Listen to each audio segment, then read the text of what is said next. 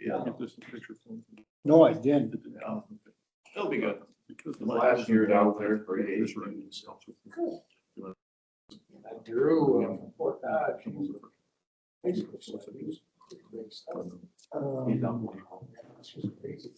Not sure. Kim and that, Amir.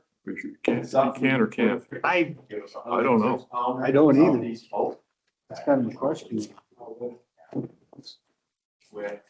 Well, go into closed session and we can ask. And if we Yeah. need, we can do.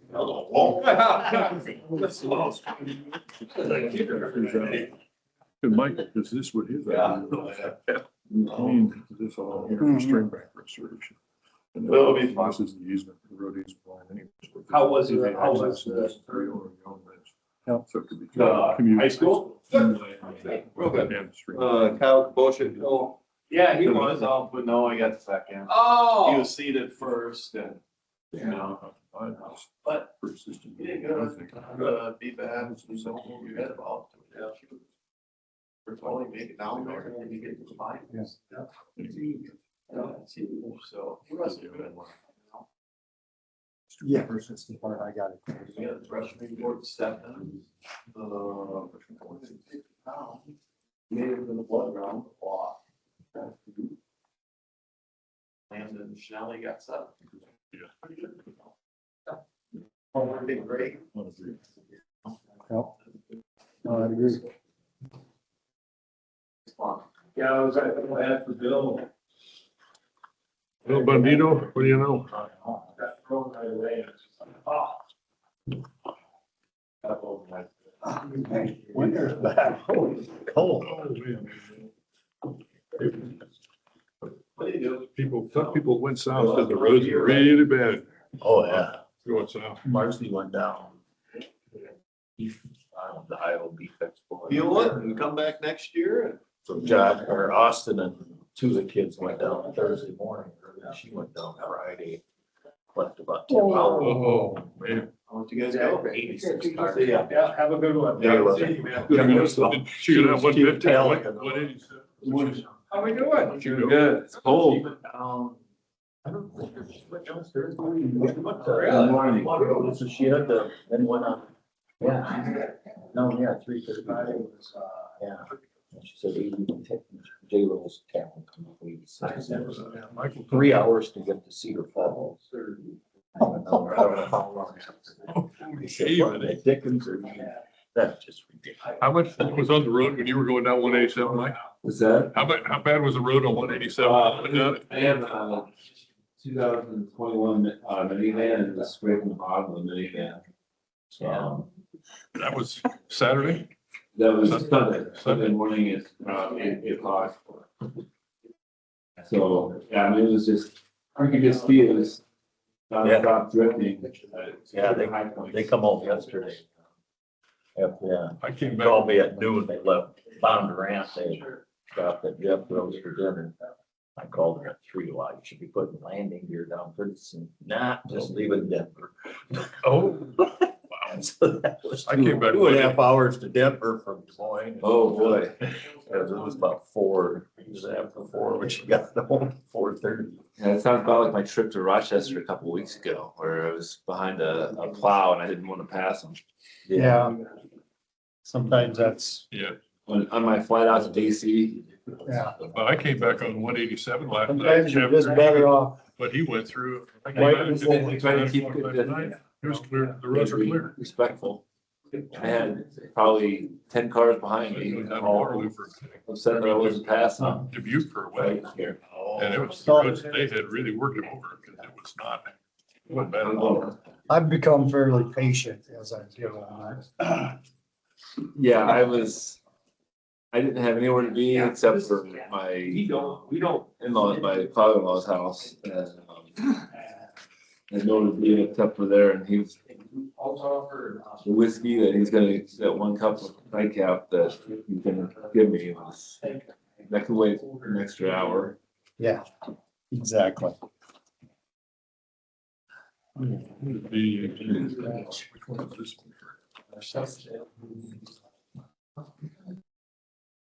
Switch it on. All right, I'll get the board reports out to you. There's a bid tab.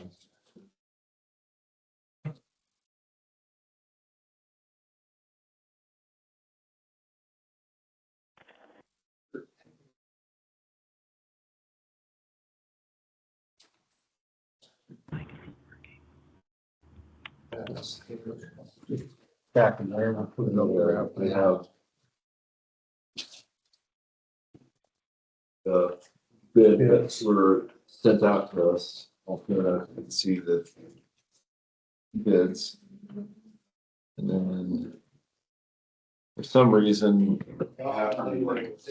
printouts printed 2 pages and the other printed 1 page, so. All shit there.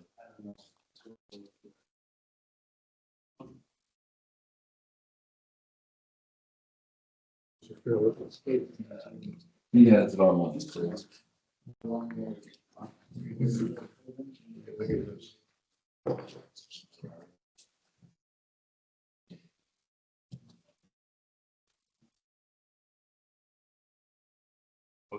The question ask you over there, we have to ask, we'll have to ask. Nobody knows, so we have to ask if you can include, you can attend. We have to ask. Okay. That's fine.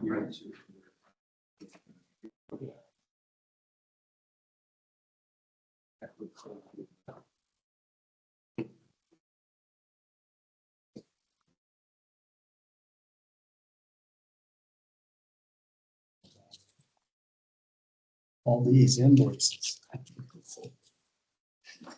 Like the original one, and put the desk in.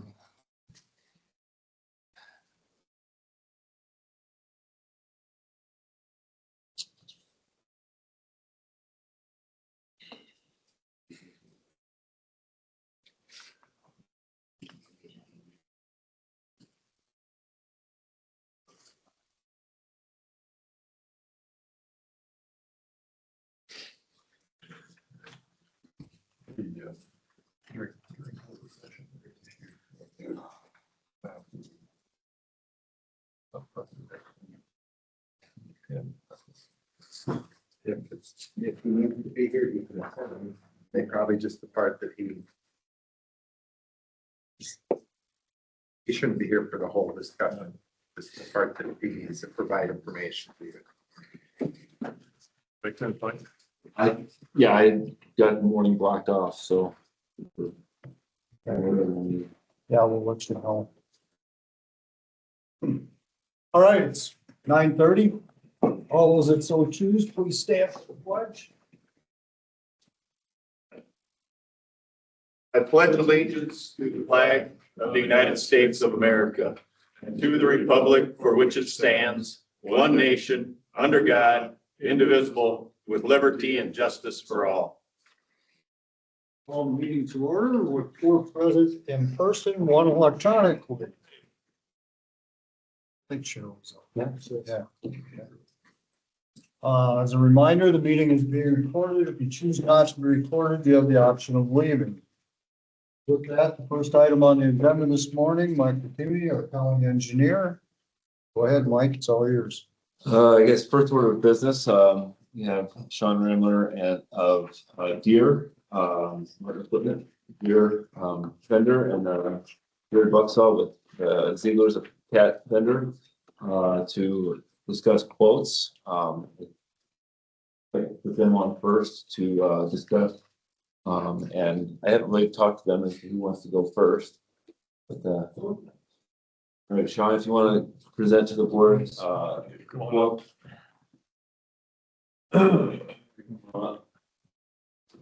Should I scoot over? Yeah, please. And I have your quotes right here that.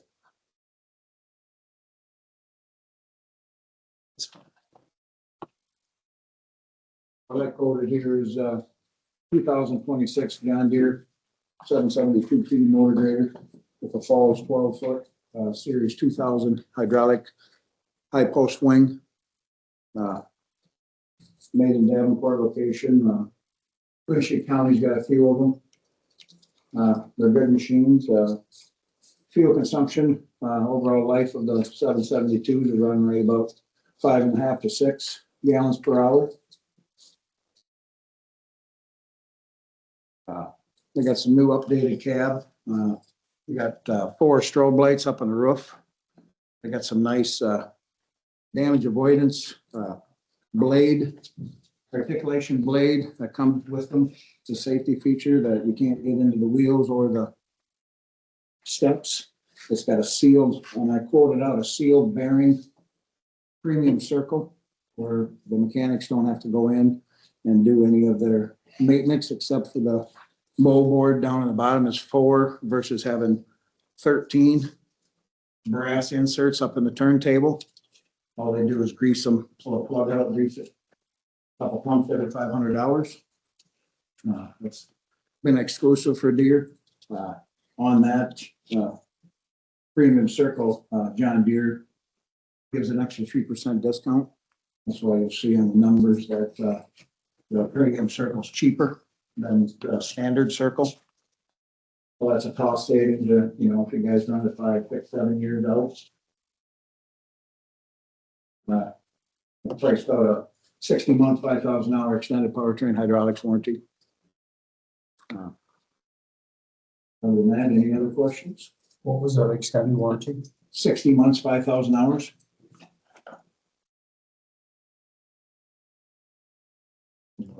Lenny wanted me to price out. Okay.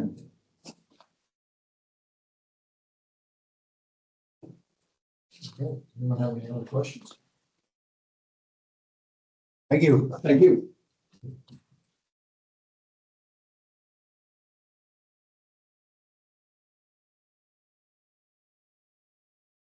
Morning, guys. Good morning, Brent. Everybody at home, good morning. My name is Jared Buxa. I am with Ziegler Cat. I have quoted you guys a 140 motor grader. Some specifications for you. Now this 140 motor grader is a motor grader that you guys are very used to. This is the exact same motor grader that you guys have purchased in the past. Okay, nothing has really changed minus some fit and finish type situations within the cab. Everything that you've come to expect from us on this 140 motor grader, we deliver. Okay.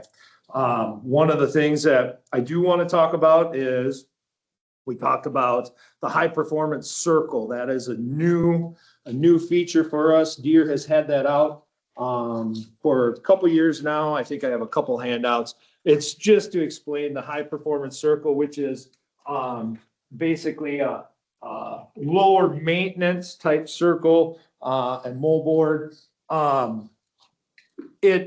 There is definitely upside to it, and there's some negative to it.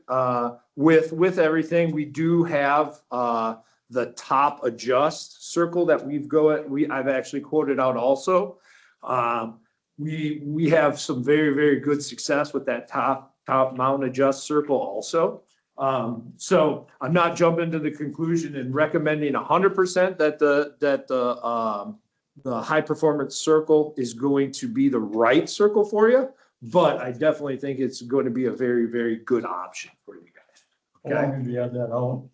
So you guys actually were a field follow for Caterpillar. So we put this on one of your motor graders about 5 years ago. Okay. It was a test. We ended up taking it off and sending it back to Caterpillar. But yeah, so you guys were actually one of the first counties in the nation to actually see it. So we've had it out officially probably over 2 years now. So where you could order it. Okay. Again, real good cost savings as far as maintenance, not having to do as much maintenance as the top adjust circle. But like I said, I don't want to immediately jump to it. There is a little bit of a cost to the high performance circle. It's about $15,000. We came to the table about split it. So, you know, there is a little bit of cost to the county. I don't know if you will get that back at trade because these are new to us. But I think there will be some trade savings when you guys come. Owner and operating costs on these motor graders that, like I said, we always tend to fetch just a little bit higher price secondary market. And so, you know, in most cases, I'm going to be a little bit higher price than the John Deere motor grader. But in their owner and operating costs, we will be much lower. Okay. Now, the next thing I do want to talk about is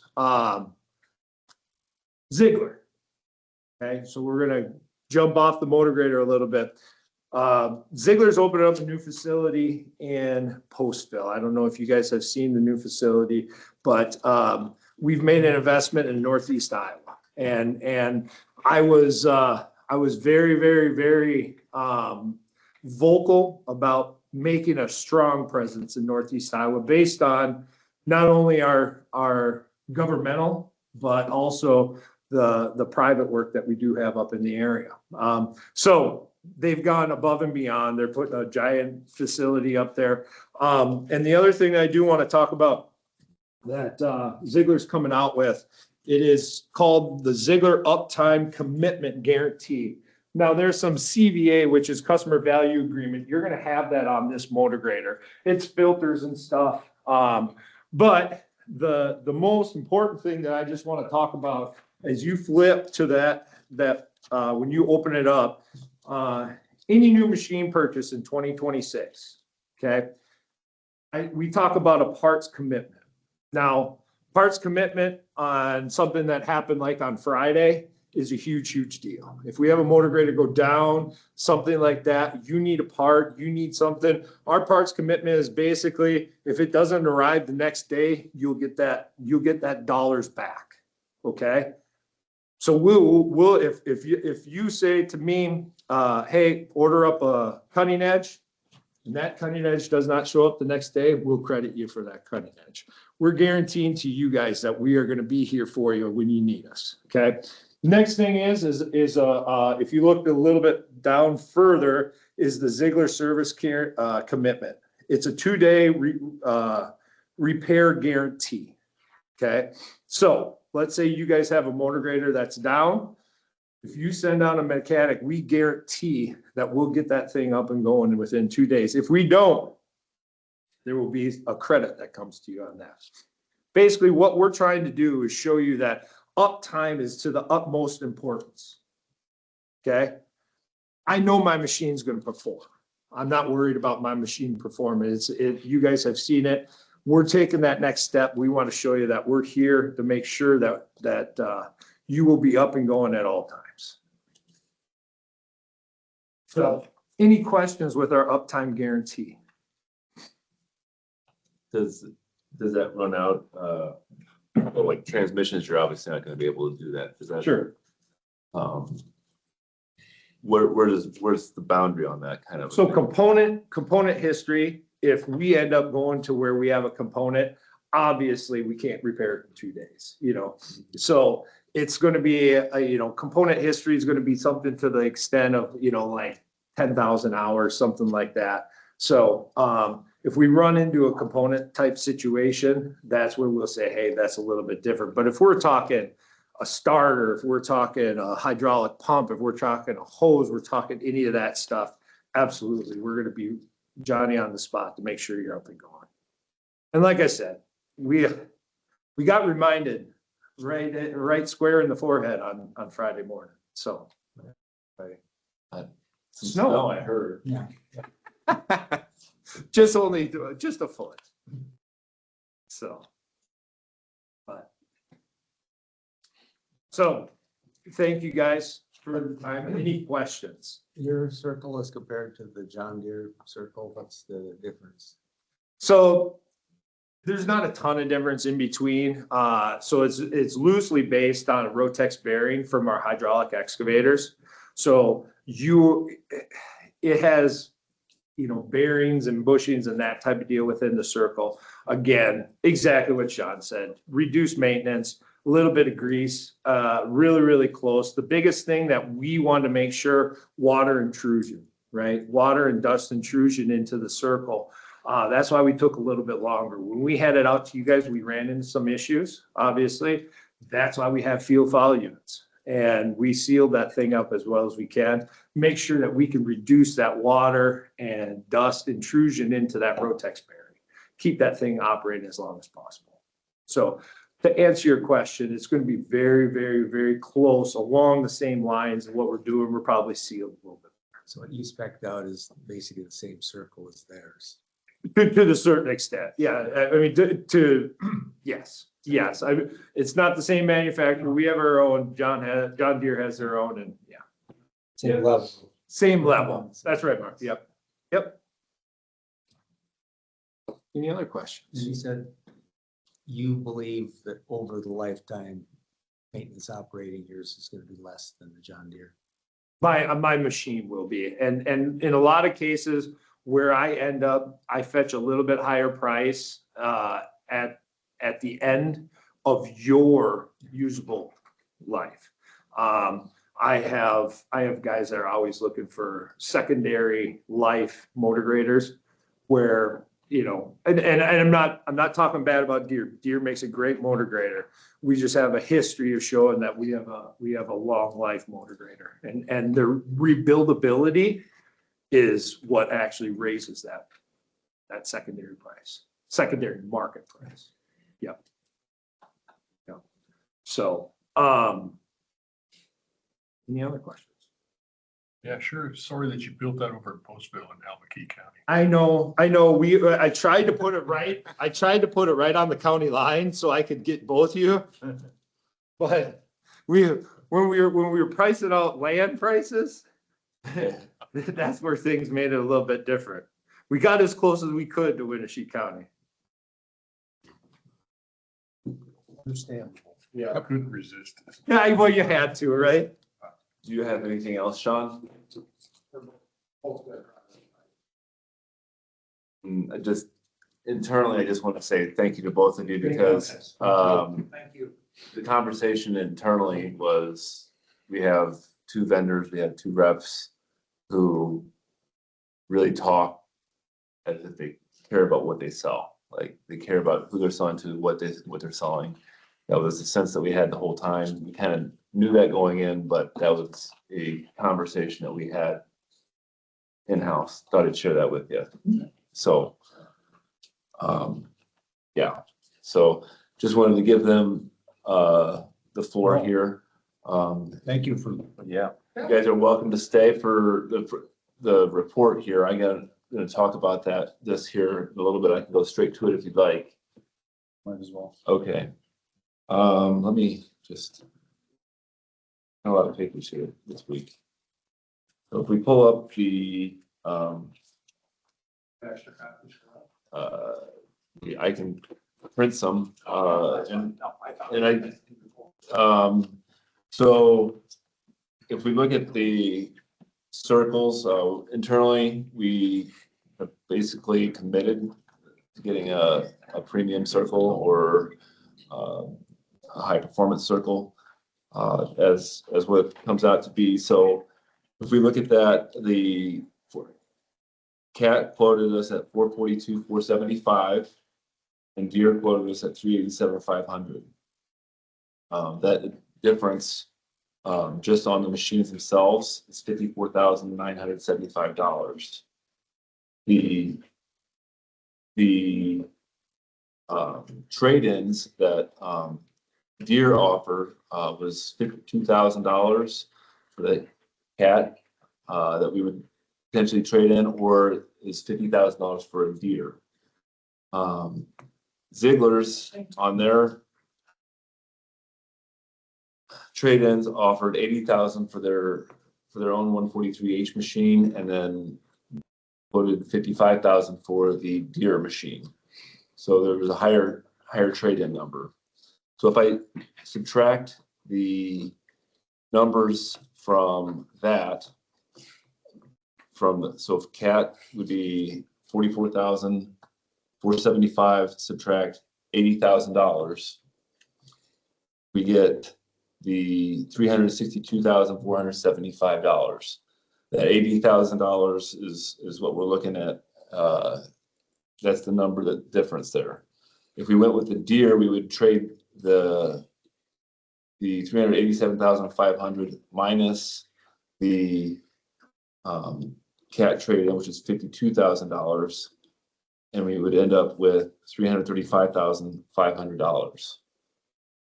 So if we look at that, there's a difference of $26,975 as difference in price. So that's the first thing I want to talk about. So right away, we look at how, if we were to go cat, can we make up those costs somehow? And that's a big number. One of the things with these trade-in prices that we would be out I'll call it $30,000 a difference if we were to not sell the cat right now and wait a year to get another maintainer. I'm actually thinking it might be less than a year. So we would probably not be able to monetize that at a later date. We feel that $80,000 is a very good price. So that kind of says, okay, well, we're out that 30,000 that we're going to get there. So we said that's worth something beyond just the 30,000 going forward. Also, cat's closer. There's nothing. The parts come, in 24 hours or less. Oftentimes, if we're in the middle of the day, we have to wait. We call it 36 hours for the deer. So we're kind of saying there's some value there. All things being said, in working with the mechanics, kind of are leaning towards purchasing the cat. That's our at the end of the day.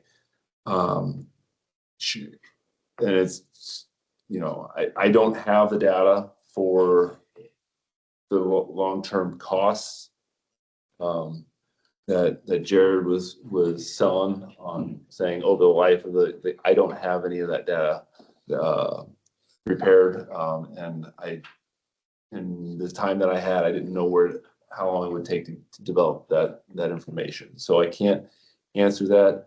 I have talked to Casey Stickford with Clayton County, and he has said that he internally can vouch for the lower operating costs with the cat.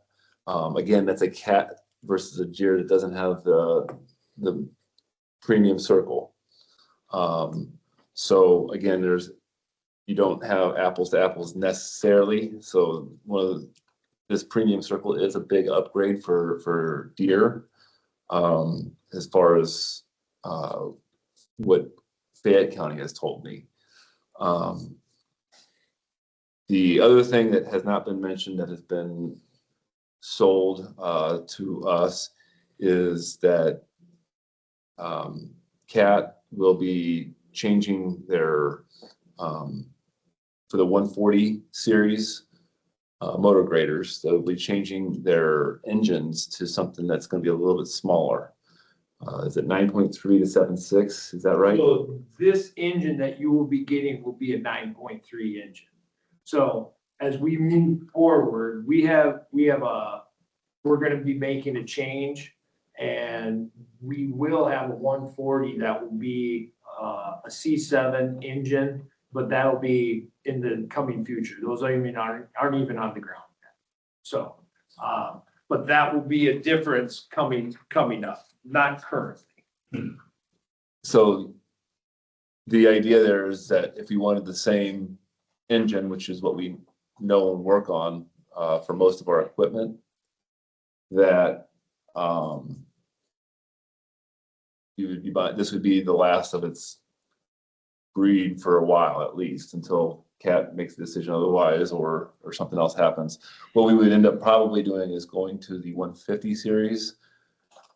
And that's gonna be a more expensive CAT at the time.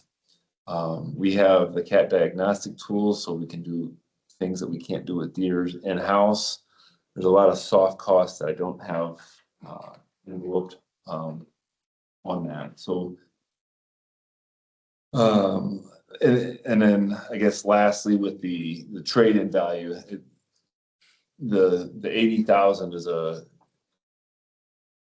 like I said, we came not sure where that would land. That was a welcome surprise, and that's a kind of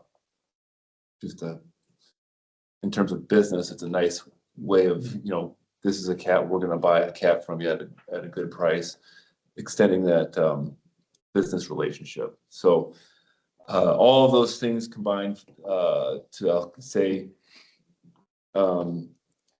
make that difference in cost is about as even as we can.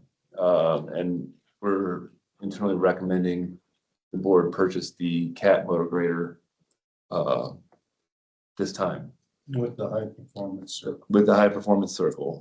The standard, the top adjust, difference in price, difference in cost would be 7,500. In talking to the mechanics, it's about, if you were to make the full adjustments 3 times throughout the expected life that we have the motor grader, that would be about $4,000 in cash cost plus time of mechanics. So is it safe for me to put in the minutes that the road department, not just you, but with your whole department, recommends The whole cat department. high performance circle with the cat trade-in? With the cat trade-in, yes, correct. What are the hours on the cat trade-in and the deer? That's in the quotes. I think it's in the Sean quote. For 362, 475, that is what you're recommending. That is what I am recommending. The John Deere has 15,817 hours. At 14,197. 14,197, yes. But this was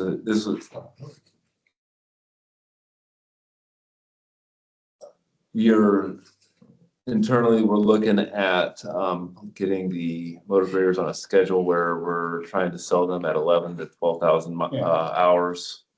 And we have 3 more to go after this.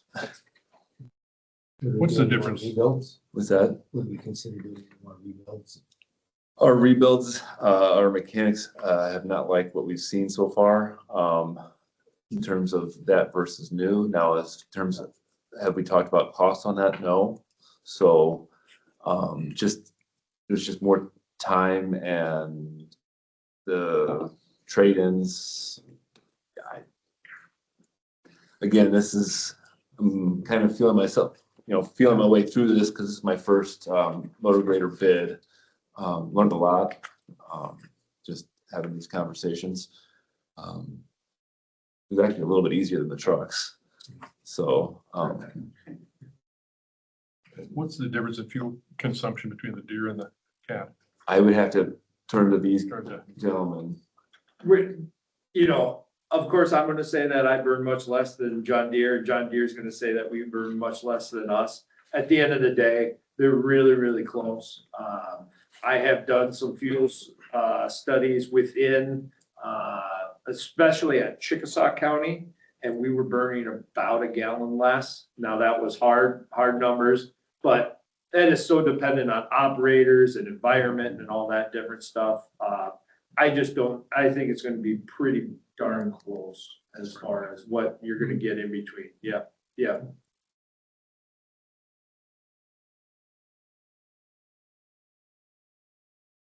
Horsepower is about the same. Yeah, horsepower would be very comparable. I don't I'm not hearing any difference in, the deers that we have versus the cats. Only horse less.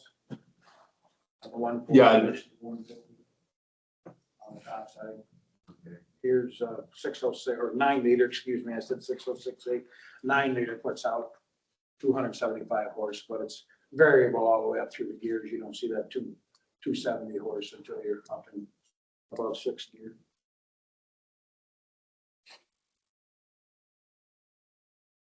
And that horsepower is a concern with the future cats, is a concern. As our deer trade in, I want to it than cat trade in. I'm just trying to figure out. I'm trying to remember my head. What we, which one's gonna work here? $100 ago, the engine was overhauled in the motor grader. Yeah, that's not been stuff that's been stuck in my head. I'm kind of thinking the dollars and cents, and when we got the 80,000 trade-in value, that was that we were real happy with that one. Well, the way I'm looking at it is with the hours at 1,600 hours is about a year's worth of Yep. service. Yeah. Basically, apples to apples. This is, in terms of quotes, this is, I mean, close as you can But get. that's pretty obvious. I mean, this is just, again, it comes down to how much those soft costs worth. I mean, if we're looking at, how I estimated it's about just under $2 an hour of operation, difference. So.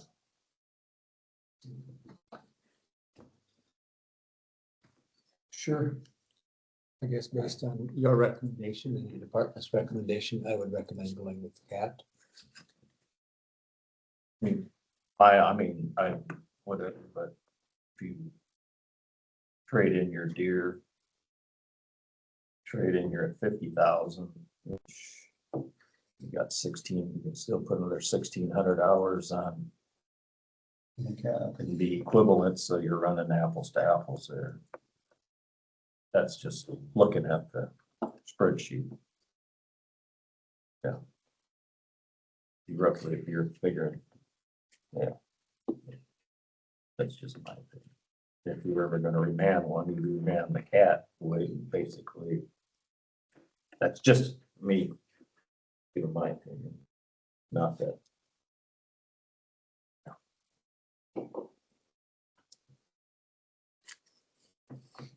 We have a motion. I on the second table. Mark Walden's motion. What's that, Shirley? I second the motion. All right. We have a motion and a second to purchase the Cat High Performance Circle motor grader and trade in the Cat trade-in. Is there any further discussion? If none, all those in favor say aye. Aye. Aye. Aye. Those opposed, same sign. Motion carries unanimously. Thanks, guys. Thank you very much. I appreciate it very much.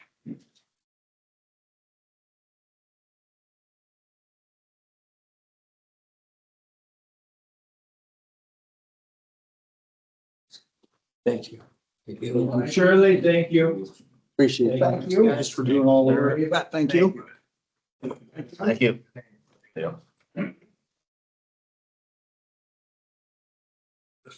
If you just had enough money, just to buy some on the beach. Well, it's funny, it could be what it is. But this, and They trade both of those, so you get one of each. Yeah, 'cause once they get a different engine, you don't want that for a while. honestly, when I saw the prices come in, I've a little bit pleasantly surprised. So, I mean, I know it's kind of weird to say you're pleasantly surprised about $442,000, but Yeah. with the trade-ins and everything else, and seeing where other places were, I was. You probably have 100,000 more in the budget figures you would. Correct. Greater than 362. Correct. Yeah. So, 90,000 more, I think 450 is kind of where we should. Yeah. Yep. So, all of these things That's. It was one of those, it's like I don't want to say this is the last, but it's just a little bit like, this is the last chance that we're gonna get a cat that we want that's fitting the rest of our fleet. And it might be for a while too. So that's just kind of one of those. Is there any real advantage to a 150 over a 140? Honestly,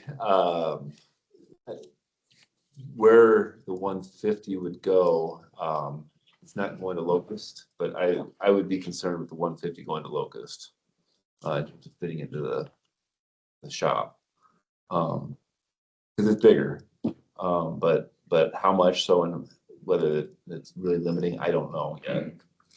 So, but Locust shop wouldn't be next on the list anyways, so it's not something we have to solve right away. And what kind of results have we had where we did the remanufacture? Again, Not too early.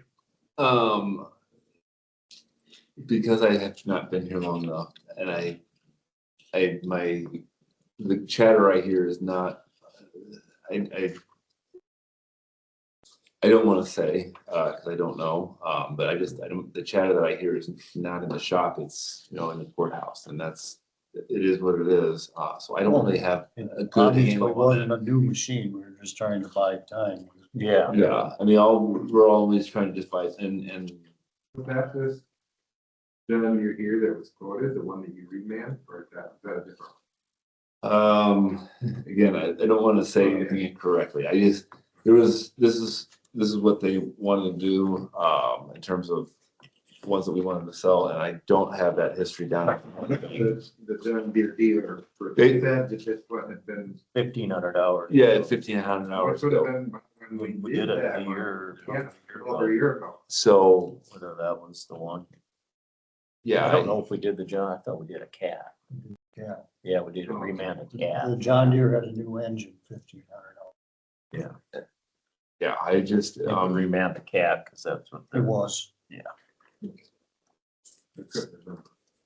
so I feel like, again, either what direction we would have gone, we would have had excellent feedback in both directions is what all I've received. So, yes, we'll move on because there was a lot going on in the last couple of weeks. So item 1 on the report, we're no longer a finalist for 2025 build grant, the 2026 build grant. I had 2 meetings over the last 2 weeks. The submittal deadline is tomorrow. I was working on that, final touches on some of the application documents this morning. Ideally, we want to submit later this afternoon, but it's looking like tomorrow is when we'll get it submitted. Bridge inspector came up this past week for an annual meeting, talking about bridges and everything that has changed with the different bridges that they looked at.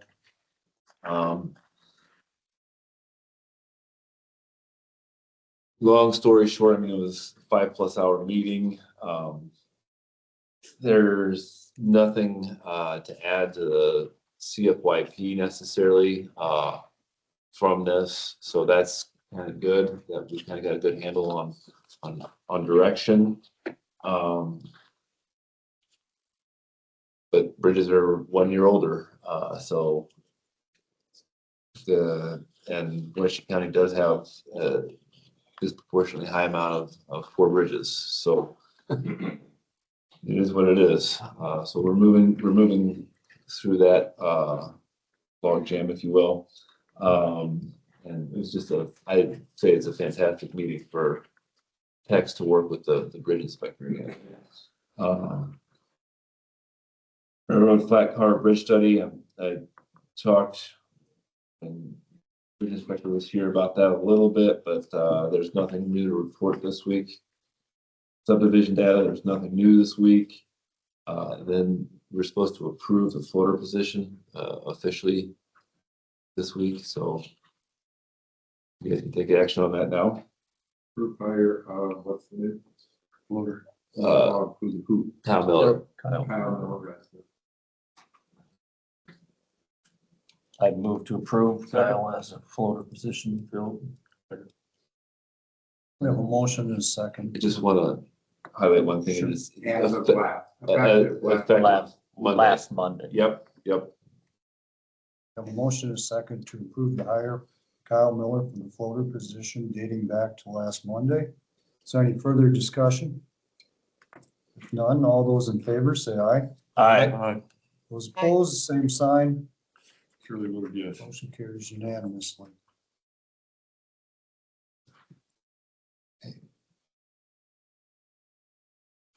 Okay, then next one, we're hiring for a mechanic. The position is now open to the public. To date, two applications have been received.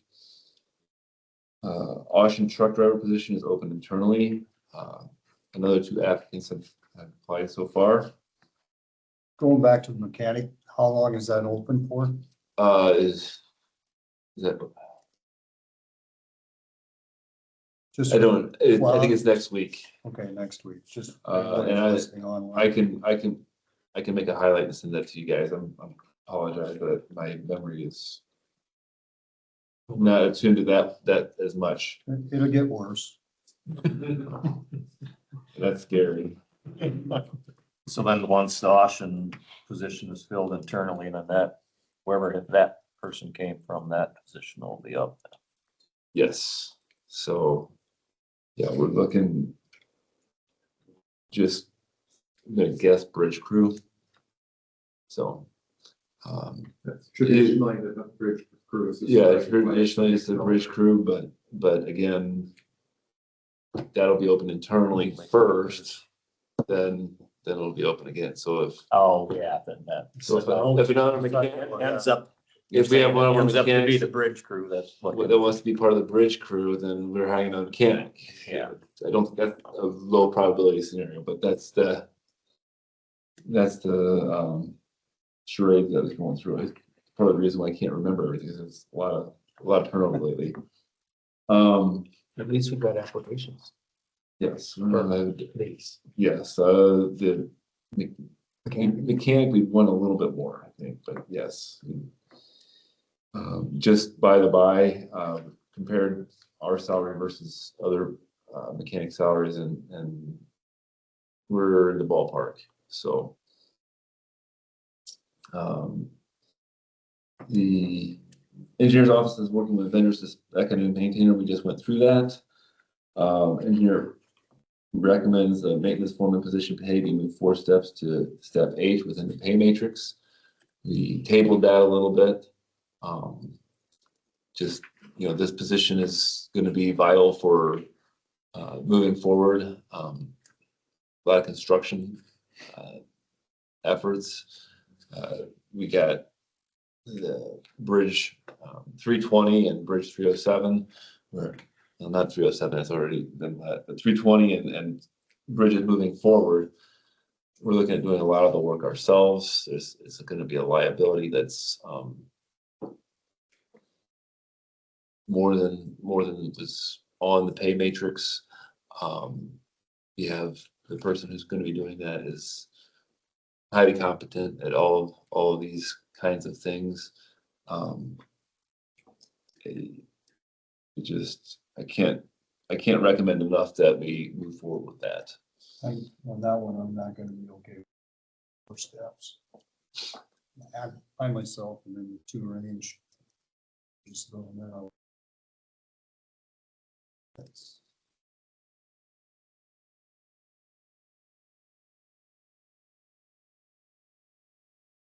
What's the I difference? couldn't hear that last About 5%. statement.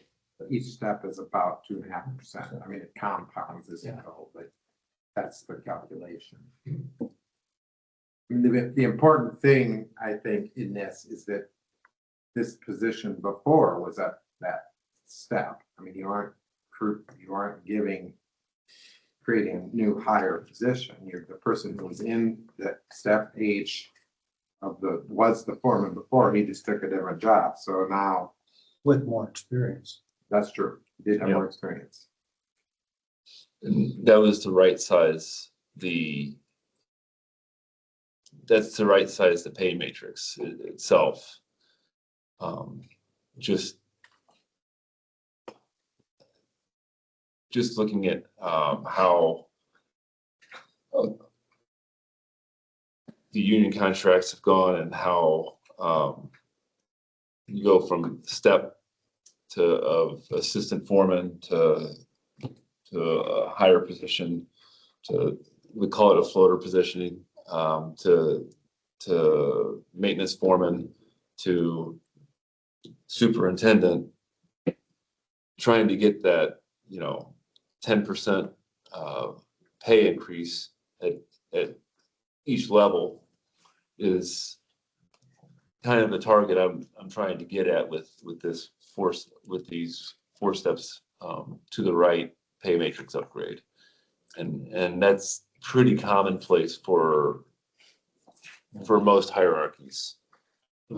That's, you're trying to get the matrix for the position adjusted to accomplish that. That's definitely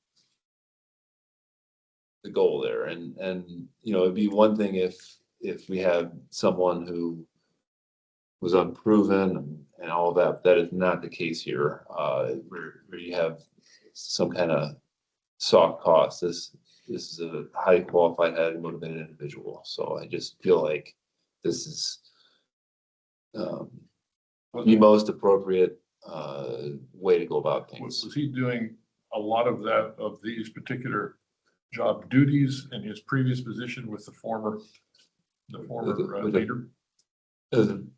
Yeah, he was. Again, he was stepping in at he was stepping in as one of 2 people, kind of doing it. Now he is doing Well, that's 2 people. But yeah, he's doing that all over the county, and then on call, he's one of 2 people instead of 2 of 3. Doing the north-south. So he has to be there instead of, we can take a vacation. There's no vacation necessarily. Obviously, if there has to be if there has to be a scenario where I can chip in, where perhaps a floater position chips in on call, that would have to be arranged. But right now we don't have that. So there are, in a sense, additional duties beyond just he's doing 2 people. He's actually on call 100% of the time. You don't have he doesn't have those weekends off, so to speak. No. So In my mind, the cost of trying to refill this position is a significant issue. I mean, as if something happened and we lost that position, this is a difficult position in my it would be. opinion, because you're basically 365/24 commitment. It is that way, yes. Currently, as we have it right now, that's one of the problems of how we set things up. But this is the best, people for the job is how we've got it looked at, and right sizing the department that way, based off of talent. Yeah, I'm in favor of it because of the position. What I saw, we basically burned out another person that was in that job because I don't believe we managed it appropriately. Fortunately, we salvaged the situation, but this is a tough position to fill in my mind. The superintendent and That's a different position. foreman positions are very, very demanding positions. And right now we have 2 of the best. I take it you're looking for a motion on this? I am looking for a motion on this. So this is part of your plan is restructuring the department, so to speak, Yes. and hierarchy and Mhm. that. And the problem here is that the current this position doesn't fit in to give the appropriate This pay. position's been there. Well, I know, but This has been there. We have not gone to Condrey with the hierarchy of only one road foreman. And if we need to table this and I need to explore that, I can be happy to explore that. But the idea here is that we're supervising, instead of 20 employees, we're supervising 40 employees at some level. So that's, managing that across. then it probably should be. I'd like to see it reviewed. I would say it should be reclassified potentially before we. And we can, if we want to table it. Well, for let's review, table it then. let's see what they say on See what they that. say, because, I if agree. it's legitimate, I think it's, but going forward, what happens when this person retires and all of a sudden it's back in limbo again? I'd like to move somebody up another. Yeah, it's one of those things where the reason it changed is because this is the personnel we had and the skills that we had, and we have excellent, that's why The it's, Condrey thing might take more than a week, so I mean, even if you approve this person, just say, for example, if you approve this, change now for this person, you definitely need to go to Condrey before to get that resolved, so that if you ever need to replace this position again. That would not be something you want to start with someone right. new at the bottom end of that or something. 'Cause How that about would- we resolve that first and then we'll move on. We agreed to table? I would agree to table it and have Connie look at it. Okay. I totally respect your desire and judgment, but yeah, I think from accountability, we probably should have it reclassified.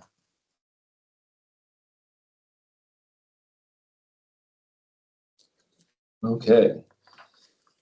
Corey Hill, still working on that. Got a motion, so you gotta take it. I don't think there was- No, there wasn't. I don't think it was- No, there wasn't a second. There was no motion. Just made a motion. No, there was no motion made.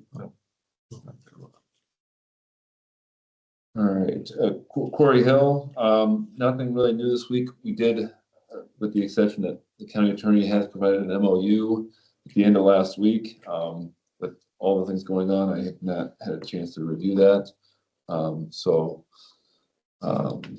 perhaps next week, I don't want to put anything on the agenda yet, so just we'll stay tuned. And then Mark, you were there at the ICAP insurance meeting. That was a very enlightening meeting.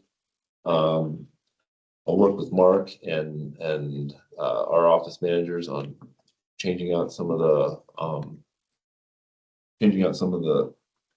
coverages on our equipment. That relationship to replacement cost is to. Yeah, it's a relationship to that. And also Mark, you guys are just gonna kind of determine a schedule. Just figure out a schedule. Like, Yeah. Yeah, just for instance, we said on like the mower tractors, depreciate them out maybe 10% for the first 8 years and then flatten them out after that, because we get like 20,000 for them when we trade them in. And that's where we end up after 8 years is 20,000 or 25, just a schedule they can just go by. yeah, and It's some point, This- Blue's tractor. Yeah. I mean, just something they can look at and kind of give them a guidance on how. this is one of those things that's every year you learn something new about what it is that goes on, and some of the equipment we have is overinsured. So this last meeting was very enlightening in that respect, so. That's why we go through this project every spring. So Yeah. it's to be Well- April, May, and actually signing up for the next year, we want to have appropriate numbers. Yeah. We're overpaying, but we aren't missing something. too. Right, and I just wanted to be strategic. Mark has had excellent ideas, I feel, at that meeting, so thank you, Mark. Yep. And the problem existed before you got here, Mike, so. Well, I don't think it's just, I think it's not just the roads, I think it's a lot of places. It is. It just doesn't, Yeah, it takes time, and it's just, it's the last thing on your mind at any given day, but it's important. Similar to a deferred maintenance schedule that we could use on lots of things.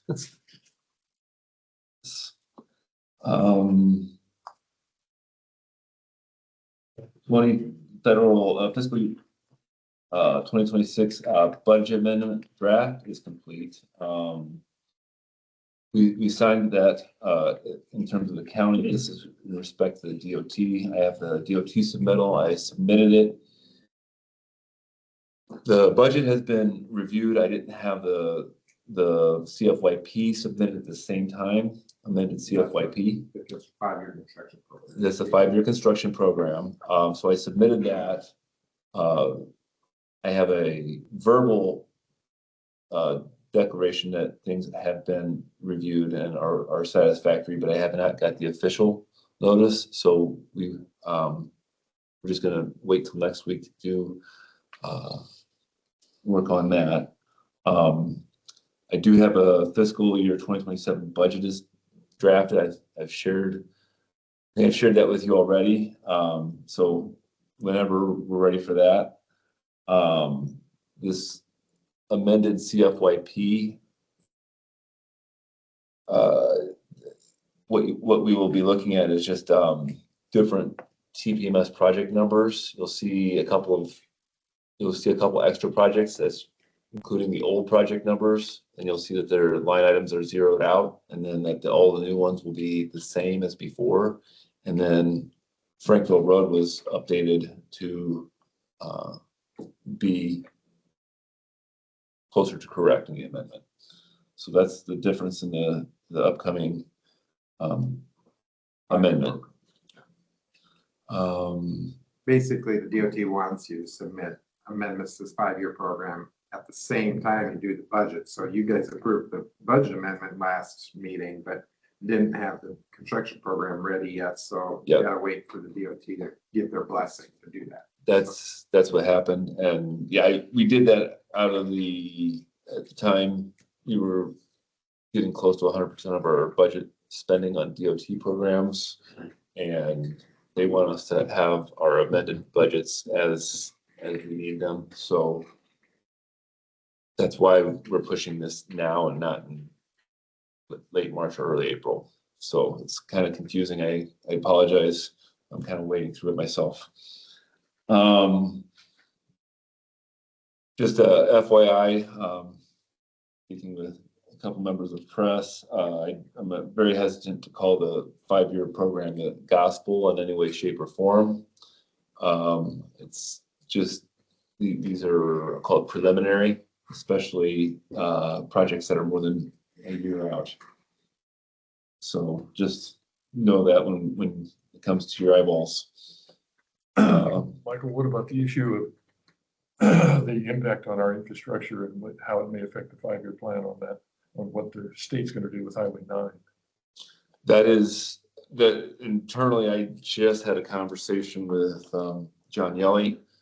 Highway 9 to the bridge, what's that bridge called? Over The overpass. the overpass there. The project's supposed to go there. That was let, and it's supposed to be for construction year, I think 2027. It's supposed to happen summer. Evidently, when it was bid, it came in over budget, and so the DOT is, I think, mulling that decision. I'm hearing this kind of just, we were at a basketball game together talking shop. So I don't know what's going to happen there. And the other thing is to the east of there, and I don't know how far it goes to the east. There's a project in 2029. What I'd like to do is get Trout Run Road resurfaced, and the timing of that to the point here is, do we do it after the 2027 project, or do we try to let it go to pot and fix everything after 2029? But it is we're trying to work that out internally, and Guess we'll have to see if they Yeah, get the 26 project first. What's that?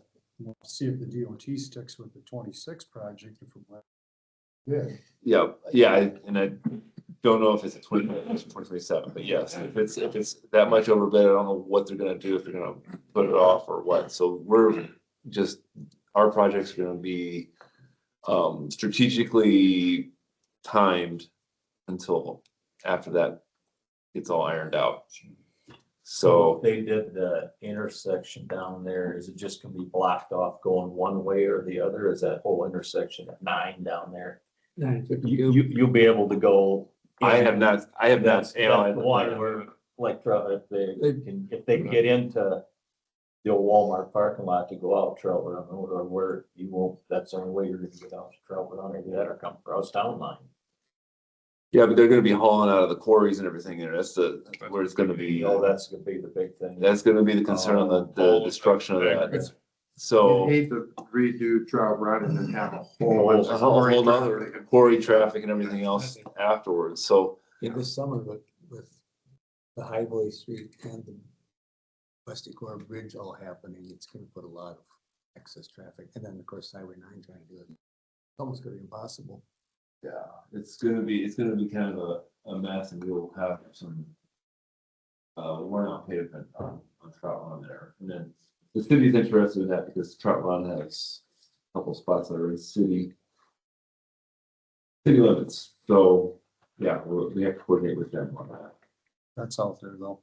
Yep, I just wanted to bring that up because that is the part of the CFYP now, is put that in the 2027 draft.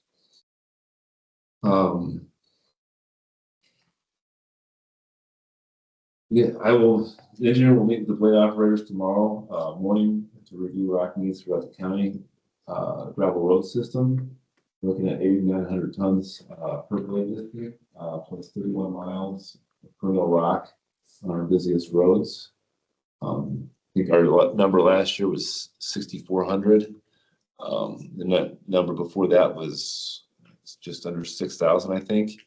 So we were squeezing rock to get our budget where we wanted, and our budget's kind of where we can put rock back on. So that's where we're at on this. I am a little bit concerned with the number. I sent an email to you guys with how other county engineers think of rock roads.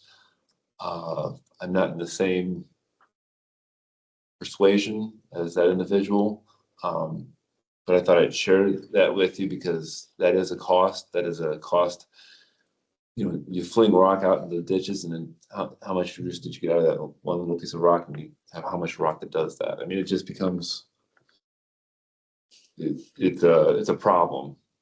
And that rock that's used there is taken away from bridges and pavement. So it's always the concern there. It would be interesting to see traffic count on these roads that they're putting on, because if they have half the population, you probably have less traffic on the roads. I wouldn't say it's a population thing, because it's going to be more like, what are the businesses there? I would imagine, because the businesses are what dictate much of the road traffic. I mean, if you have a whole bunch of quarries like we do, we're getting all of that haul that's hitting our roads. If you have, you know, Spillville Mill, for instance, you know, that's a big problem on our W14 pavement. But I mean, that pulls in all kinds of traffic out west there in Howard County and in our county. So it kind of depends on, I think, what the businesses are. Commercial use. Yeah, it's definitely gravel roads have become more commercial.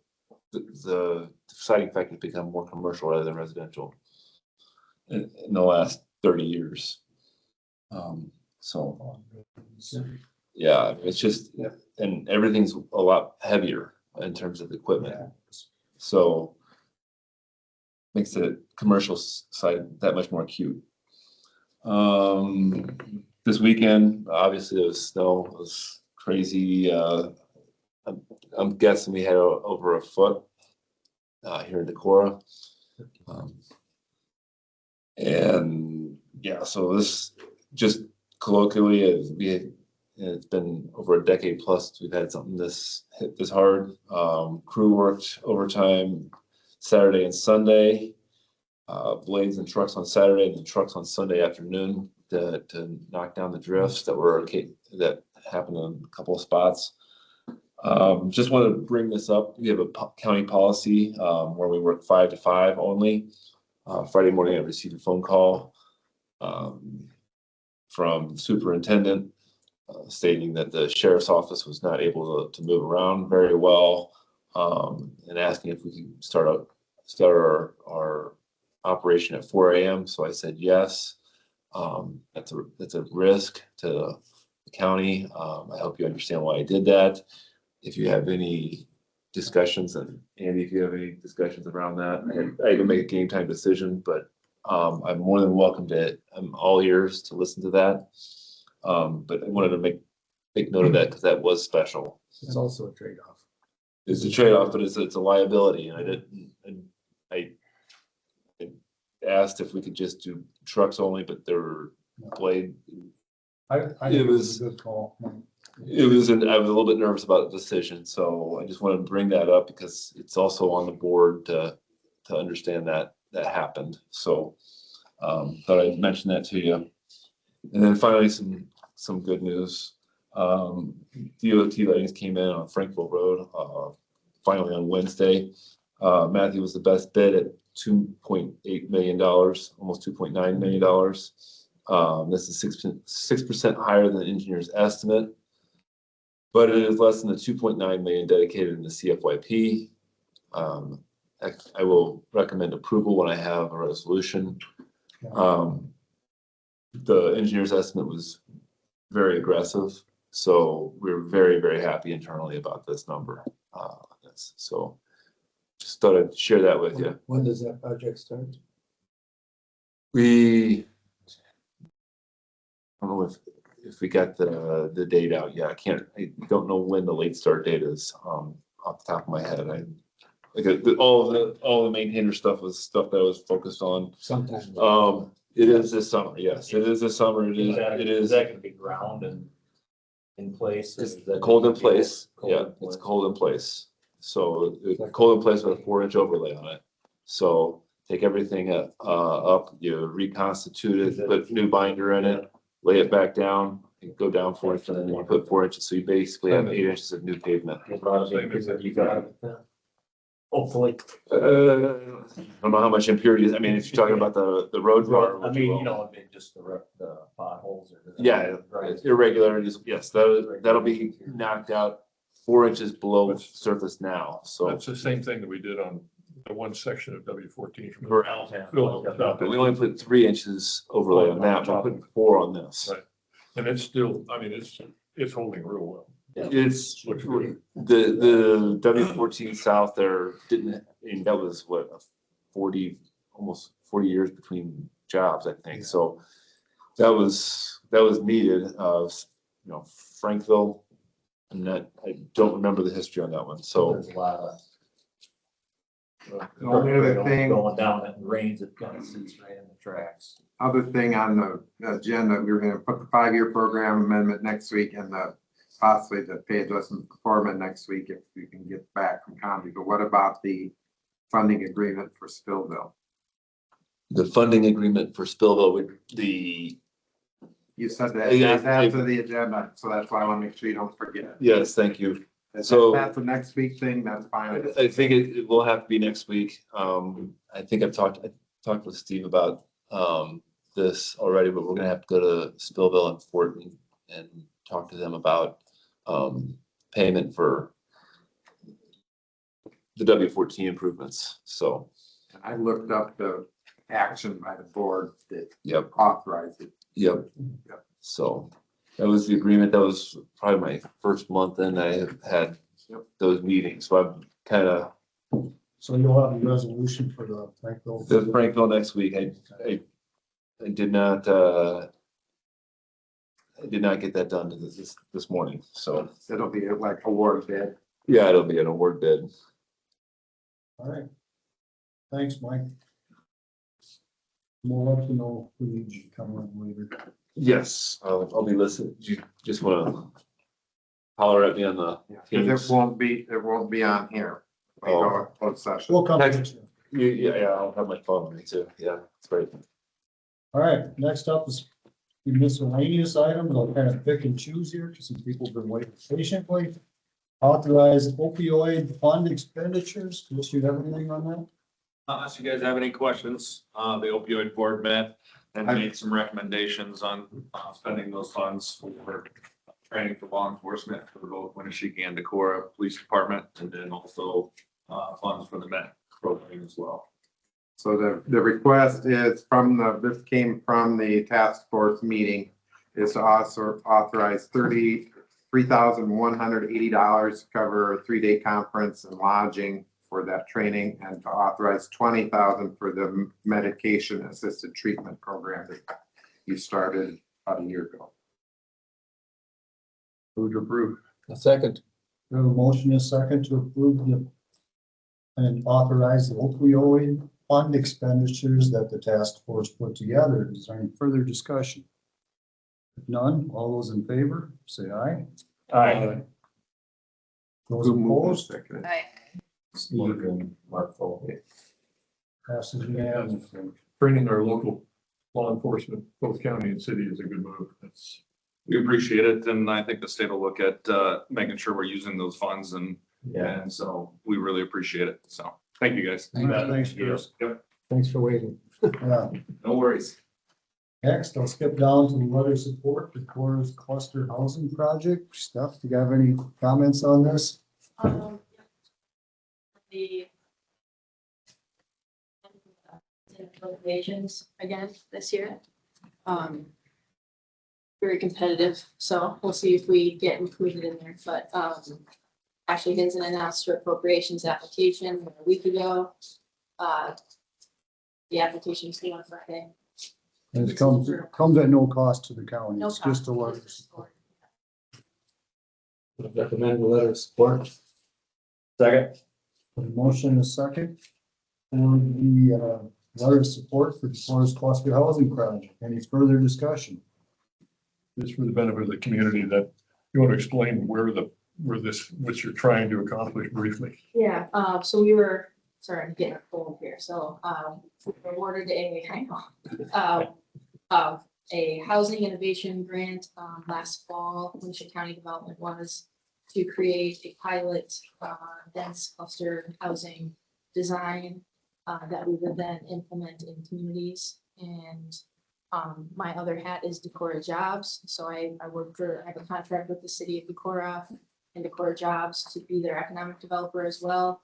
And they own a 3.5 acre parcel that we're sort of designing it around. It would be a flexible design that then could be brought to other communities that be looking at implementing housing in their own. How many businesses? I think what we're stating in the application would be about 24 or so. Mid-20s is what we're trying to sort of figure out. 18 to 24 is what our goal was for the grant. But this grant would be for infrastructure if awarded. But I mean, it goes through Hinson's office and then the House and Senate, and then President Trump literally has to sign off. It's a long road ahead. Like, yeah. You can't win if we don't play, so we'll go through the motions. Well, all those in favor, say aye. Aye. Aye.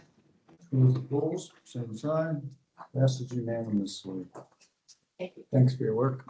I'll take a copy quick and give you the letter right away, so that we don't have to line it up later.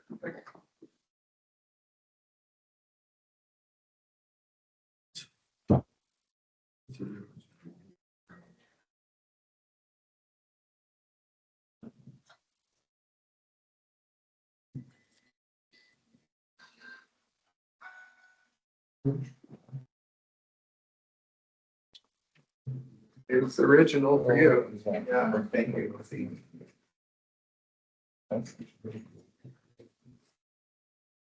I mean, copies for you guys, so you knew what we were talking about. Thanks so much. Yeah. Go to the solutions contract. This one's pretty straightforward. It's our annual contract with Solutions. At least for now, we're still waiting on ISACs. They've got a working group working on options for counties outside of Solutions, and Tyler currently are the options. Until that comes back, we're kind of planning to stay with Solutions. Plus, we did do an upgrade to our operating system on our server, so we didn't have to buy a new one. That's like an $80,000 commitment. Usually if we decide we need to buy a new server, you're kind of committing to sticking with Solutions then for another 6 to 8 years because you make a big server investment. So we aren't doing that right now. They would have liked to sell us that, but we decided to go with just an operating system upgrade and buy us another year or two while we decide if we want to stay long term. And we could approve the solutions contract. I'll second that. We have a motion and a second to approve the solutions contract for this year. All those in favor, say aye. I, Opposed? This is unanimous.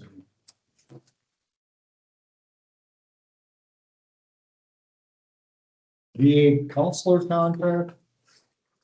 This is the counselor that the VA commission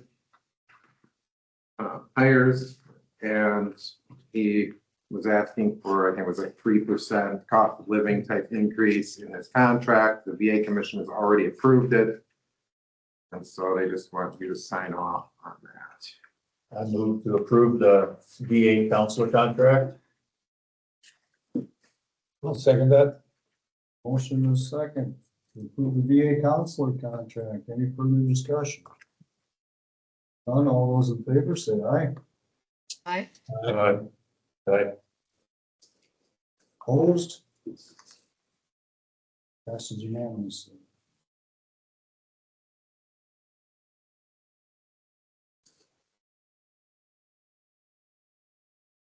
Third run? Okay, so last meeting we had, we only changed from the second run to the third run was the changes to the public health budget. So you have the copy of the new proposed public health budget here. Department 23. So that was 2 lines that they changed. Obviously, the supervisors have the authority to give them a total. If they wanted to readjust them, like take it out of one line and add it to a different line, they can do that on their own authority internally. So you basically are just taking an amount out, and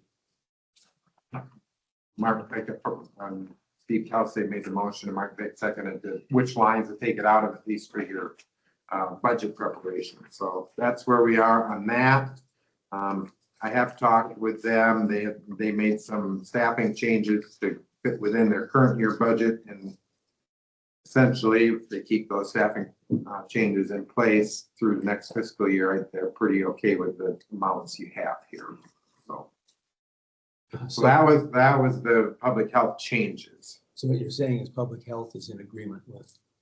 The Board of Health has not reviewed this new thing, but the staffing changes they made in the last couple of weeks to fit within the current year budget look to me like that will just fit now within this budget because of the changes they made.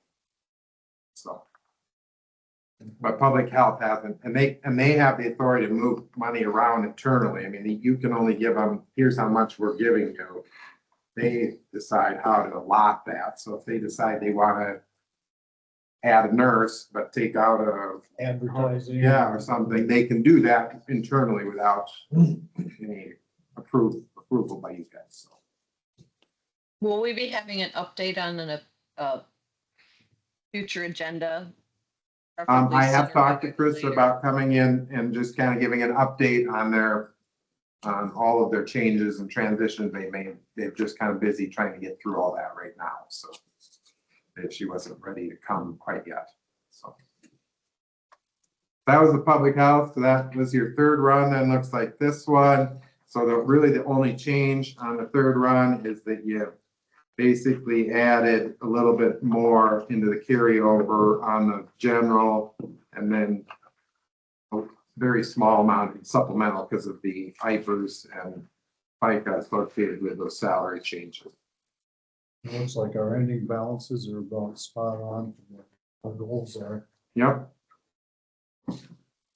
So if you're okay with that, the next action we need from a budget approval standpoint is to set the public hearing on the proposed levy rates.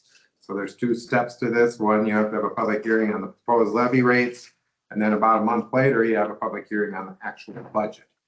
Our proposed levy rates are at the legal maximum for the general and the rural fund. So you couldn't raise those anymore anyway. The supplemental fund, we did lower some, but because of the 911 towers, but we did allot some money to put in the health insurance fund. So we did build a little bit of buffer into that fund levy.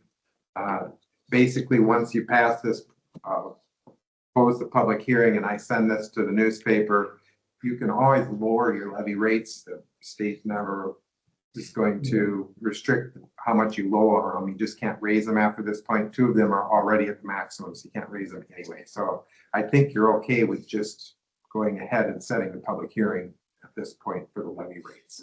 If we wanted, like on our general fund there, if we wanted to put some money into the infrastructure fund, which we're at 28%, we can, I mean, we got 100,000, I mean. You could do that after this point. We could have a fourth run after this point. You just can't change the levy rates. But I mean, just take 300,000 of that and put it into an infrastructure fund, we're still at 25% carry on that.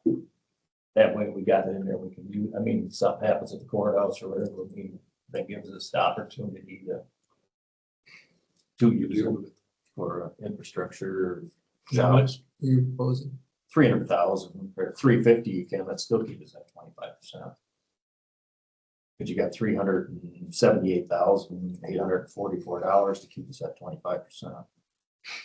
And if you we're gonna have a closed session a little bit later about selling property. I mean, if you sell some property, that's gonna give you some more money to work with. And so you probably need to amend the budget anyway, but this would give you some money starting in there. Yeah. We haven't done that before. When was the last time that was done? I mean, since it's there, I mean, Infrastructure, it'd be, We haven't done that for a Right. while. We put it in the budget a couple of years ago, anticipating the sale of the DHS building at a much higher amount than what we, yeah, the bids, and so we didn't spend it because we never got it in. But I mean, that'd be my take on it. That way we have it I think it's wise. for emergency fund there. It's, Well, let's set that public hearing. for- Yeah, we can do that. Because we have to get that done. yep. Are we sure we don't want the supplemental to be raised higher? I think we kind No. of promised. to We raise- told them we keep it with the cut, because the next year we're gonna have the money we put into the health insurance, that's coming out. We won't have to do that again. So that's $500,000. It's going to be carried in there. And we're limited to what we can do on it anyway. I mean, there ain't nothing more you can do with it. yeah, there are limits on what you can spend it on, so. You know, when we told the public, once we got these towers paid for, we were gonna lower it a little bit, because we upped it to cover the $900,000 a year that we did. So I mean, we're just limited to what we can take out of there, so it's no use raising it anymore. I think we'd just kind of be going back on our promises. that Yep. we've said, because it was quite a jump when we. Yes, it was. Supplemental fund. Then we got our towers done, and then our 401 paid no interest, and got it, it's all done and paid for now, and service the public, and that was, the whole public gets service out of that, so. What date are you looking for? We're looking at March 30th at 9:30. And this is that weird one where we have to like adjourn the meeting after the public hearing and then start a new meeting because it's supposed to be a separate meeting, yeah. Yeah. So that's why I'm doing it right at the beginning, just to get that part done. I'd move to approve the FY 27 budget for March 30th at 9:30. Levy rates. It's Levy rates. Second. We have a motion and a second to hold a public hearing for the proposed levy rates for March 30th at 9:30. Is there any further discussion? Okay, it is a resolution. Aye. Shirley? Aye. Mark? Aye. Steve? Aye. Aye, also passes unanimously. But if you want any changes, do you want to add something in for a fourth run, or do you want to like the change that have the infrastructure money, or how much? Well, if you want to do that and run a fourth run, and then we have the third one to look at, the fourth one to look at. Kind of. Do a fourth run with how much? 350. 350? 350 in it. Is that a consensus on that, to try and look at that, and if you don't like it, I mean, that's like one line on the budget, so it doesn't take me a lot of time to change. And that still one keeps line. us at 25%. Go ahead and do it. So. Shirley? Is that money that we're putting away right now with this decision, that could be used, like, for instance, on the dome of the courthouse? Yeah, that's the idea, it's just, or some other repair that we don't know about at this time. Well, you could use it on bridge too, or any county need Yeah. a bridge or a road or Yeah. courthouse or shop. It's any, Albert to get it washed out. It's an infrastructure project, is the Yeah. idea. Yeah, I support this. Okay, I'll run that for next week. Hey, you guys been sitting back there, you guys got anything? they're just on the property sale. Oh, That's, that's gonna be a closed session. yeah. Okay. Yeah, no. All right, that's fine. Next up, Andy Van Rotten, County Attorney. Do you have any? Don't have anything for you. Okay, How about you?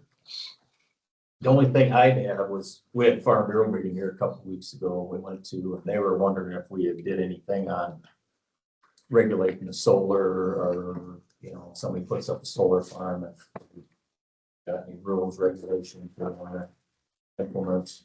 That was one of the concerns. Hey, seems to me we've got something in our zoning ordinance. We put it in our zoning We did. for solar and wind. Nothing, no other. We didn't put anything for web, for hydrogen or anything like that. But we did put solar, and then there's something in legislation on zoning on setbacks by a state level.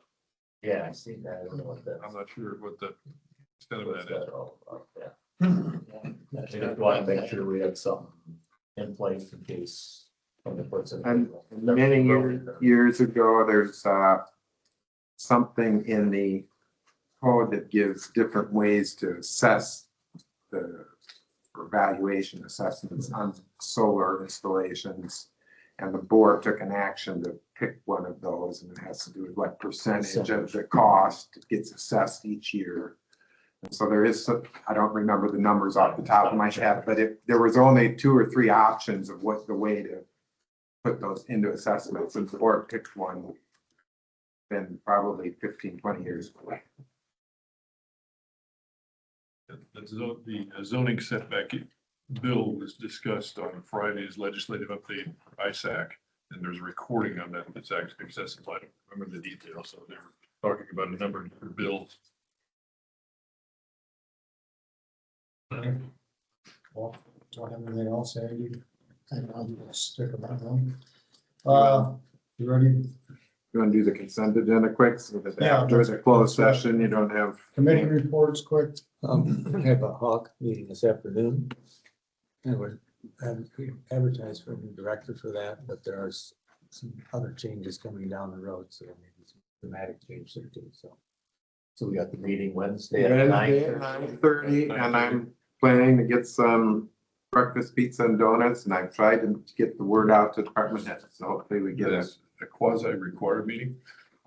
Yeah, because I said that you were, asking them as many as available to attend, so. We have conference Thursday night, conference board night Thursday night.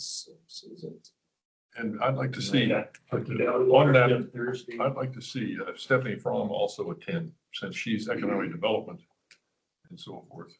Wouldn't hurt to She have would her have been invited because I did include her on the, Okay, and some of the non-county, I mean, you might want to ask her to, again, to remind her to come, whoever might have contact with her, but like I included the clerk of court person, and I included like Sean, and Sean came last time. It's people that aren't technically county assessor's office. I included all of them in the invite, just so they know that they're invited to come. I missed what meeting you're talking about, what day? That's this Wednesday at 9:30. It's that strategic planning meeting with Upper Florida. Can you make a link for that? I haven't, but I could.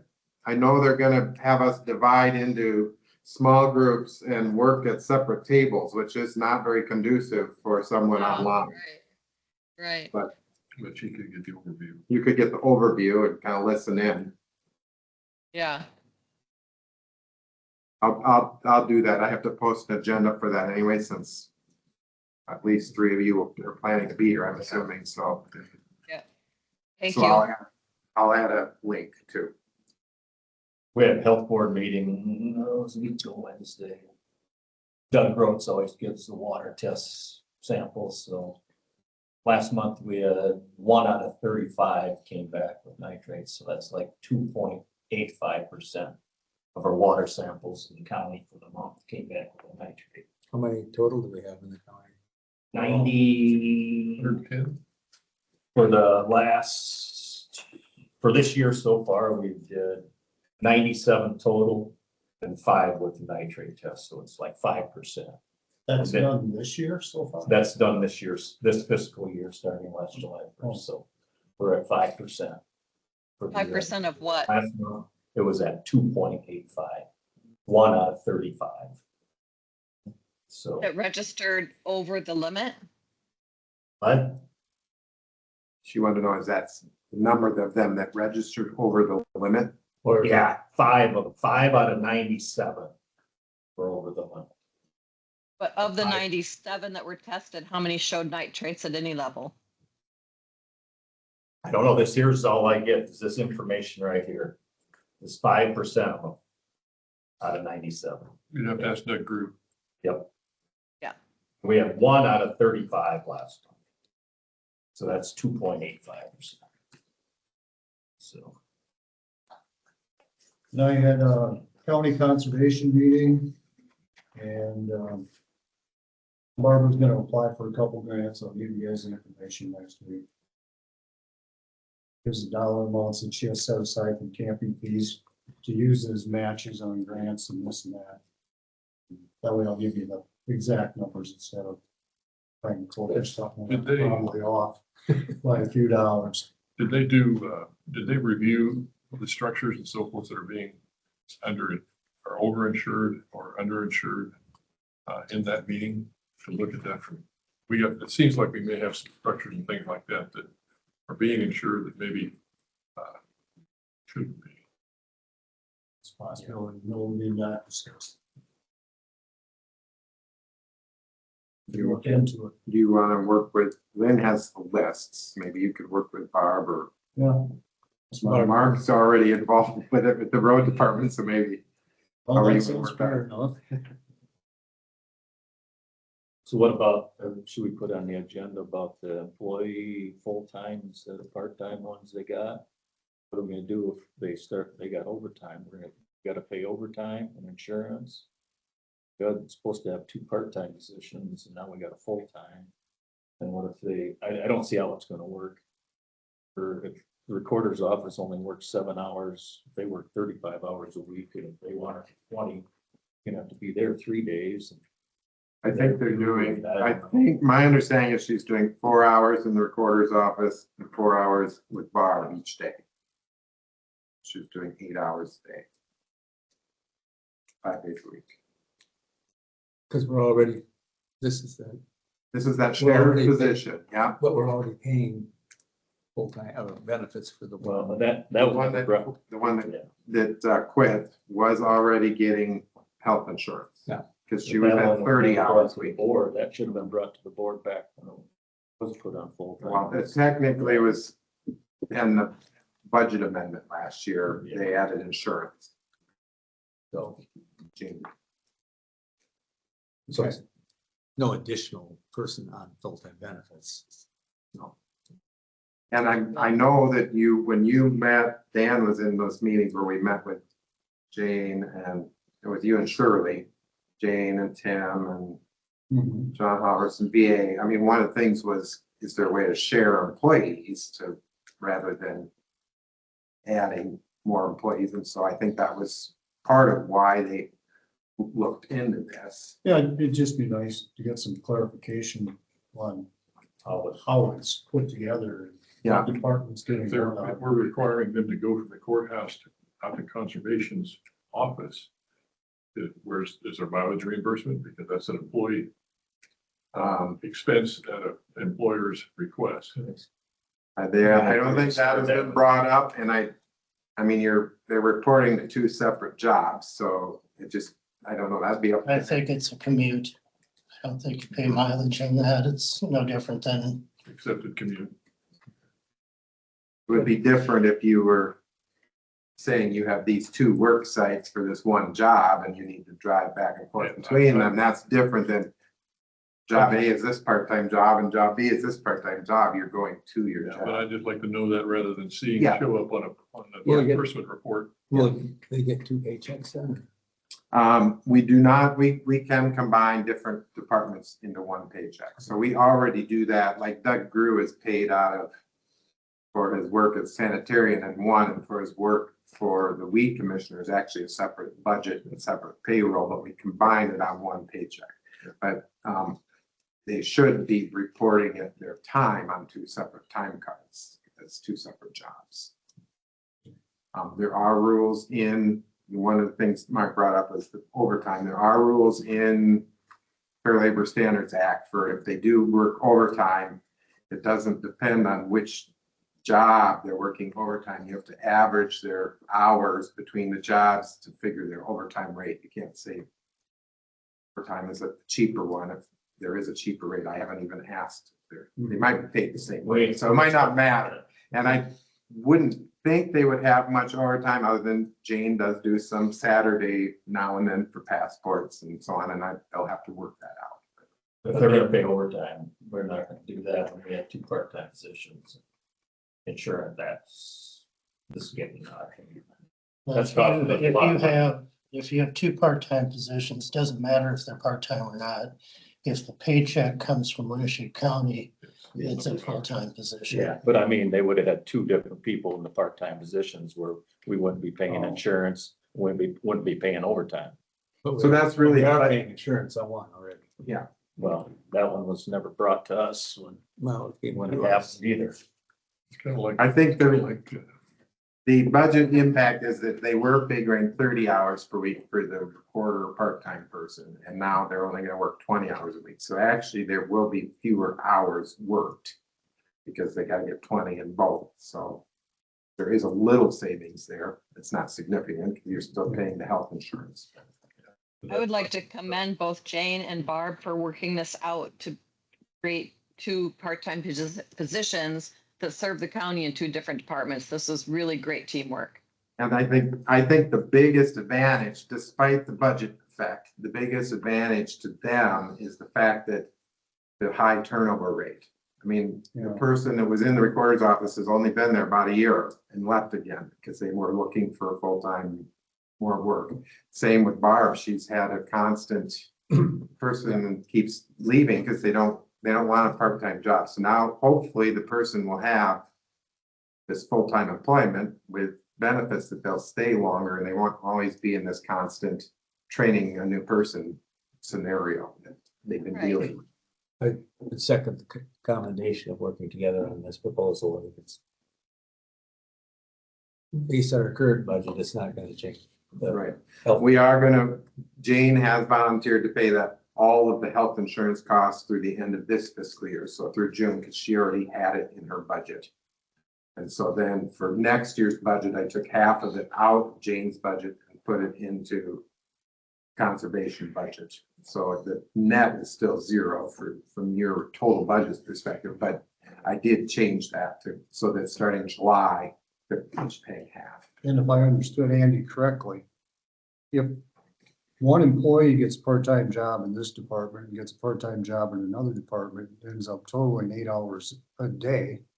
Yeah. The county is obligated. So this check is written by Winneshiek County for all the positions that they're working. They're a county full-time employee. And that could even apply to things that we're just the employer of record. So if someone worked part-time for our garbage collection and then got a part-time job at the landfill, even though they're a separate entity, we're still making their payroll. So then all of a sudden now they're a full-time county person. But we had an issue with that. Andy was here. We had an issue with that 30 years ago where someone that worked in the courthouse got a part-time job as a jailer, completely separate and had nothing to do. And a few months into it, we realized we needed to pay them overtime for all the hours they were working there, and they had to resign that job because that was all of a sudden now. Hypothetically, if the part-time person worked some required hours in Jane's department, let's say, and then went on and did the next department, can those hours be charged because Jane was the one requesting to Jane's department rather than split between the two? For overtime, you have to add in any 1 week period. The Fair Labor Standards Act says in any 1 week period, overtime has to be paid at a rate that's average for the hours worked total for that week. So if they work 20 in one office and 30 in the other, then those extra 10 hours are paid at 3/5, 60. You figure you weight the average rate between 3/5 and 2/5 to get the average rate for those extra 10 hours. And my question is really, will it be if the department that requested the overtime labor, will the charge for that overtime be to that department and not hitting both departments? I see. You could charge it we could charge it to whichever budget we wanted. I don't think this is a big issue because I don't think they intend to do much overtime. So, and they can probably work it out between them. If Barb has a fair and wants them to work extra down at the booth, maybe that she can talk to Jane and she can give up some hours. Just as long as the departments get Yeah. their own billing. But they could also take time off during the week. Yep. To work that. As if they're gonna work a Saturday. Exactly. I mean, Yeah, I guess my. they can work it out, I think. I think that was the directive idea. I'd like to give would be just try not to make us any overtime with this position. It's a split position. Because it's real easy for that to happen if you're not Yeah. directed to keep that under. Consent agenda. Got minutes, claims, liquor license for Oneota Golf and Country Club, and a monthly VA report. Motion to approve. Second. Motion is second to approve the consent agenda. All those in favor, say aye. Aye. Aye. Opposed? Passes unanimously. Looks like the next thing, right on schedule, 10:35. I guess I was overly optimistic. At the same time, I figured it's all. Motion to go into a closed session. Second. Motion is second to go into closed session. All those in favor, say aye. Aye. We're taking a few minutes here because Fatima's going to end or pause the current online session and start a new online session for us so that Shirley can attend the closed portion too. And then she's going to record the whole video and everything for the record. And you need a roll call for this session. What's that? To go. We haven't had it, but I know that that was brought To up. go in, I think. I think you need a roll call in and a roll call out. I don't know if we did going on. I know we did going. I know we never have, but But we should do. I think you're supposed to do it I'll I give you. think you're supposed to go in and out. And the only reason I say that That'd be great. is Appreciate it. improper Okay, closed thank you. session. You can avoid some liability if you're the one who votes against it if it's not proper. And that's why I think they do it on a roll call basis. So we had one of these last year, last week. We had a Well, roll call. Aye. Shirley? Aye. Aye. Steve? Aye. Aye. Passes unanimously. All discussion. Okay, Fatima, can you, pause the regular meeting and start the closed one? And surely you'll have to sign off one and get into the other one. Thank you.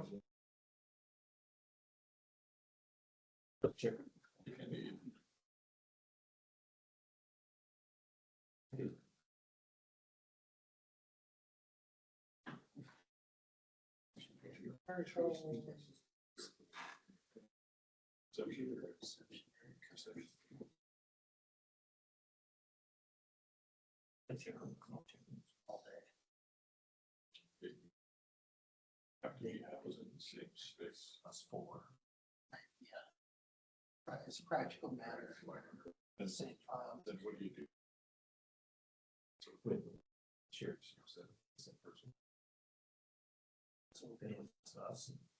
I mean, I don't, if it's, if it's not, it's right.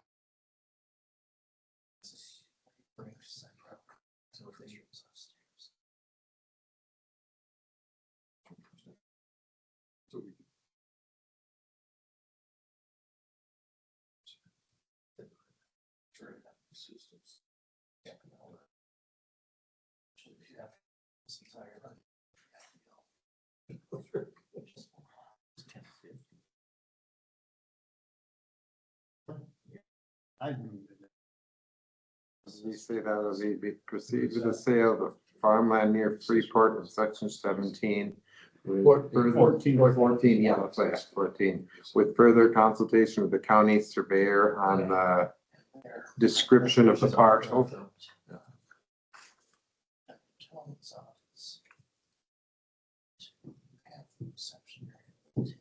Did she get it back into?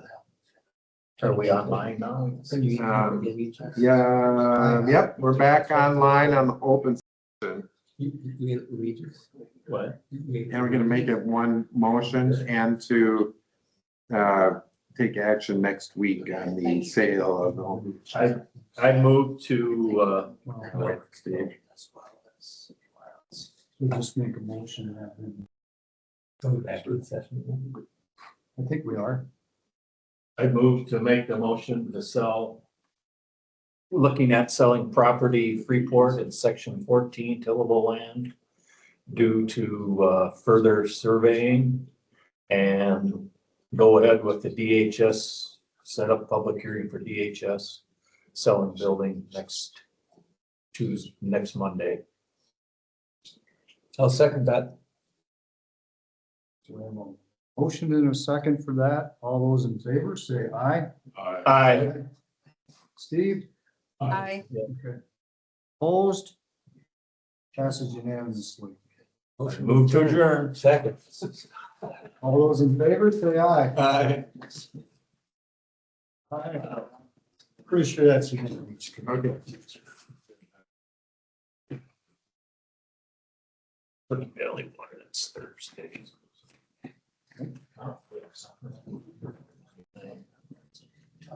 Shirley, are you going to be online for the safety meeting this afternoon, or are you just gonna be done? That's what I was just gonna ask you about, and so you're holding it. Are you still I holding haven't the? talked to Steve yet, but.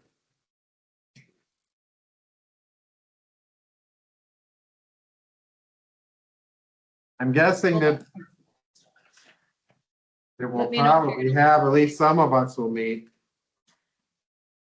Okay. I don't have my manual out here with me, Okay, but I'd be happy to sit in and listen and Just one screw. hear what you're talking about. Loose, but you have to move this thing back to get to it. Will there be a link on the calendar, Ben? pardon? I'm used to. Will there be a link on the calendar? Yeah. There should be, I'm gonna go back up to my office, I'll make sure everybody got the invite and see what's going on. for sure. Sixties where everything was. It's 12:30 there, right? Yep, it's 12:40 here, And what time was the safety and meeting? so the One? meeting's supposed to be in 20 minutes. Okay, I'll just keep checking to see if you're holding it or not. Okay. Thanks. At the meeting at 20 minutes. How's that? Do you want me to do it? Talked to her last night, she was doing pretty good. Just happened. You wanted to cooperate. No. Easy to get around. No, but she said that Dad really steps up. He usually Mom does runs the snow blower, and he did that and did the venture, got over to the barn, got the tractor and took care of the chickens. And I mean, yeah, she was like surprised about how much yeah. So yeah, she said he did the major snow plowing in the driveway and so on. So I think Becky was gonna maybe swing out tonight to pick up some milk for frozen milk or soap and maybe check on some things for him, but yeah. And I think she was going to try to come in this evening would be her rehearsal. So she was gonna see if she thought she could get in. Yeah, yeah, yeah. And she hasn't driven yet, so she thought Dad was gonna bring her in, so, cause she didn't know how she'd get in with the steering wheel and her leg so straight, so she, as long as he was willing to bring her in, she thought she might try to come to rehearsal. Oh, that's good. Yep.